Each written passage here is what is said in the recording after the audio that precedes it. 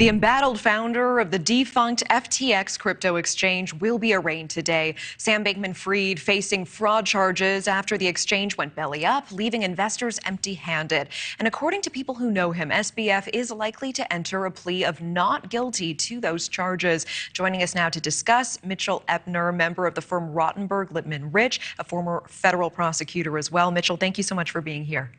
Thank you for having me, Natasha. And according to people familiar with Sam Bankman-Fried, he is likely to enter that not guilty plea today. That is despite his two closest confidants choosing to plead guilty. Both are cooperating with federal investigators. So why do you think that SBF is holding out right now? Well, it's standard operating procedure for a defendant who has not reached a plea deal to plead not guilty at their arraignment. There's literally nothing to be read into that. Okay, I really appreciate that context. Do you think it is likely then that we will see him change his tune and eventually plead guilty?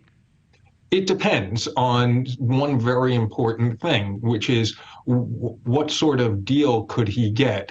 Right now, he is facing charges that at maximum would keep him in prison for 110 years.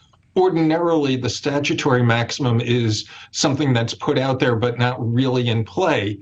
Here, because more than $550 million has gone missing, he would be at the top of the sentencing guidelines range, which means he is facing a potential life sentence. Now, the charges against him don't literally carry a life sentence, but he could get the same sort of sentence that Bernie Madoff got, who was sentenced to 150 years.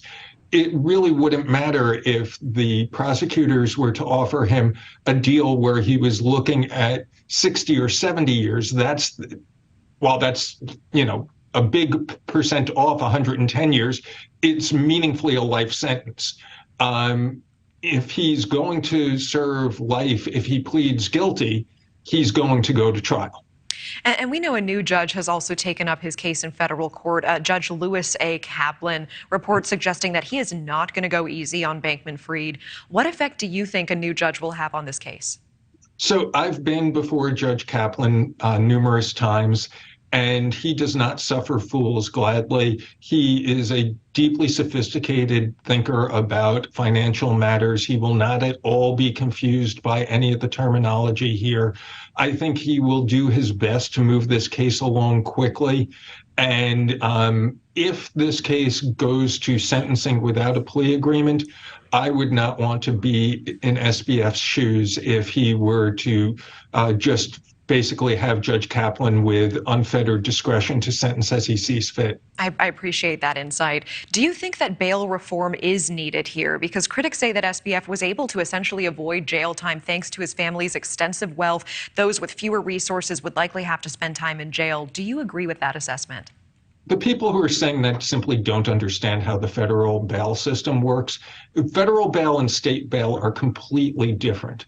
On the state side, people have to hire a bail bondsman. They have to put up 10% of the bail that is being required, and they never get that money back.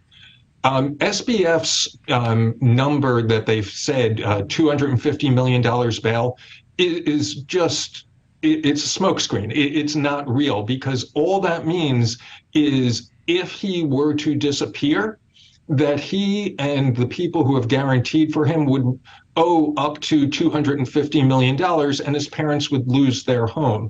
But nobody had to put a cent up to get a bail bond for him. I really appreciate that.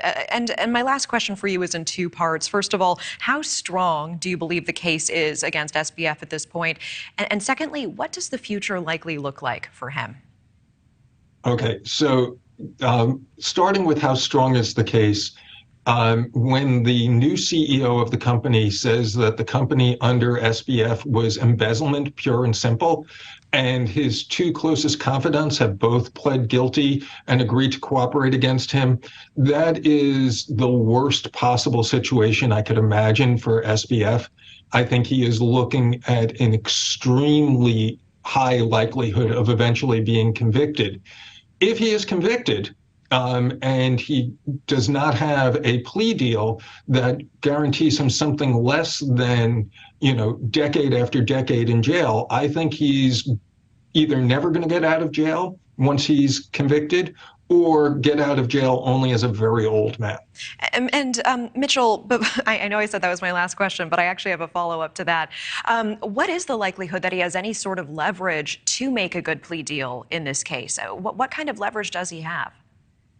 I cannot imagine what that leverage would be, but that may only speak to my lack of imagination. Mitchell Epner, member of the firm Rottenberg, Lippman Rich, former federal prosecutor. Really appreciate the context you provided today. Thank you so much.